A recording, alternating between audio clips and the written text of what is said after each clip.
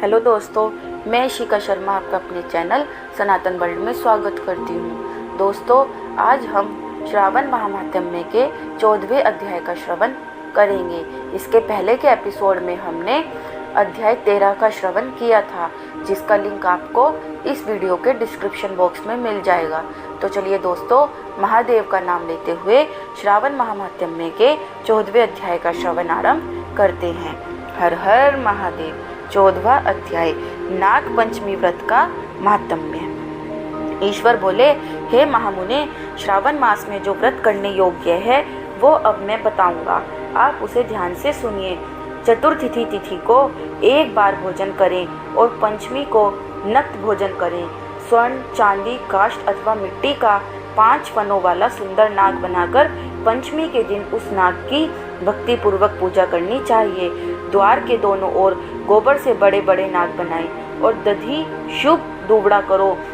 कनेर, मालती, चमेली, चंपा के फूलों, गंधों, अक्षतों, धूपों तथा मनोहर दीपों से उनकी विधिवत पूजा करें।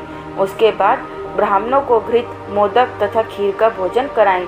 इसके बाद अनंत, वासुकी, शेष, पद्यनाभ, कंबल, करकोटक, अश्व, आठवा, धृतराष्ट्र, शंखपाल, काल्य तथा तक्षक, इन सब नागकुल के अधिपतियों को तथा इनकी माता कद्रू को भी हल्दी और चंदन से दीवार पर लिखकर फूलों आदि से इनकी पूजा करें। उसके बाद बुद्धिमान को चाहिए कि वामी में प्रत्यक्ष नागों का पूजन करें और उन्हें दूध पिलाएं। घृत तथा शर्करा मिश्रित पर्याप्त दुग्ध उन्हें अर्पित करें। उस दिन व्यक्ति लोहे के पात्र में पूड़ी आदि ना बनाए। नैवेद्य के लिए गोधूम का पायस भक्ति पूर्वक अर्पण करें। भुने हुए चने, धान का लावा तथा जौ सर्पों को अर्पित करना चाहिए और स्वयं भी उन्हें ग्रहण करना चाहिए। बच्चों को भी यही खिलाना चाहिए। इससे उनके दांत मजबूत होते हैं। सांप की बाम्बी के पास श्रृंगार युक्त स्त्रियों को गायन तथा वादन करना चाहिए और उस दिन को उत्सव की तरह मनाना चाहिए। इस विधि से व्रत करने पर सर्प से कभी भी भय नहीं होता है। हे विप्र, मैं लोगों के हित की कामना से आपसे कुछ और भी कहूँगा।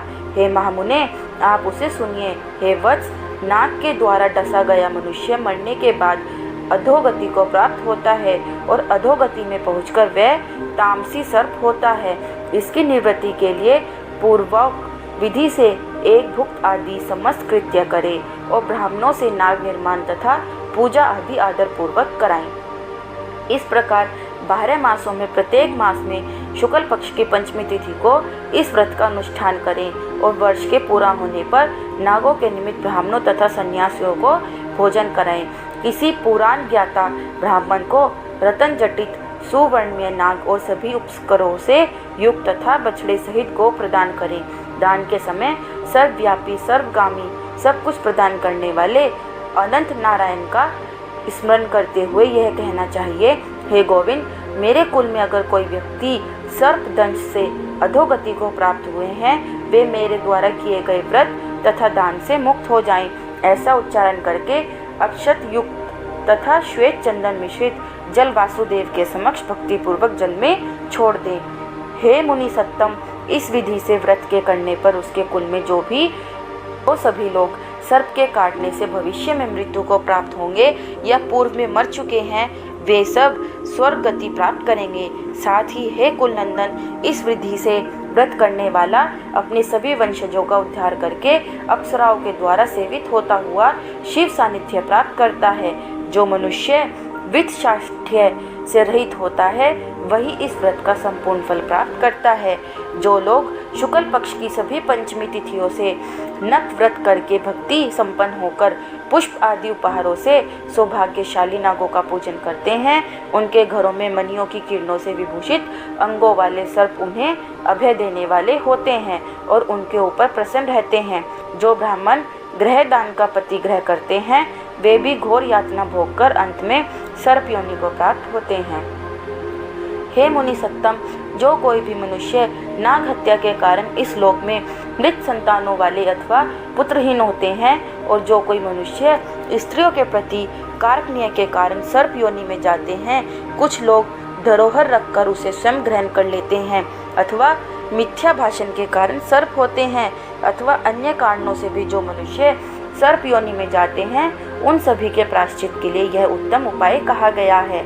यदि कोई मनुष्य विषशाठ्य से रहित होकर नाग पंचमी का व्रत करता है तो उसके कल्याण के लिए सभी नागों के अधिपति शेषनाग तथा वासुकी हाथ जोड़कर प्रभु श्री हरि से तथा सदाशिव से प्रार्थना करते हैं। तब शेष और वासुकी की प्रार्थना से प्रसन्न हुए परमेश्वर शिव तथा विष्णु उस व्यक्ति के सभी मनोरथ पूर्ण कर देते हैं। वह नागलोक में अनेक प्रकार के विपुल सुखों का उपभोग करके बाद में उत्तम वैकुंठ अथवा कैलाश में जाकर शिव तथा विष्णु का गण बनकर परम सुख प्राप्त करता है। हे वत्स, मैंने आपसे नागों के इस पंचमी व्रत का वर्णन कर दिया है। इसके बाद अब आप अन्य कौन सा व्रत सुनना चाहते हैं उसे बताइए।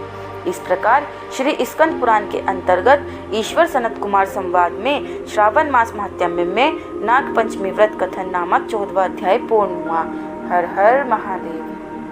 दोस्तों, अगर आपको यह वीडियो अच्छी लगी हो तो वीडियो को लाइक और चैनल को सब्सक्राइब करें और कमेंट में हर हर महादेव लिखना ना भूलें। हर हर महादेव।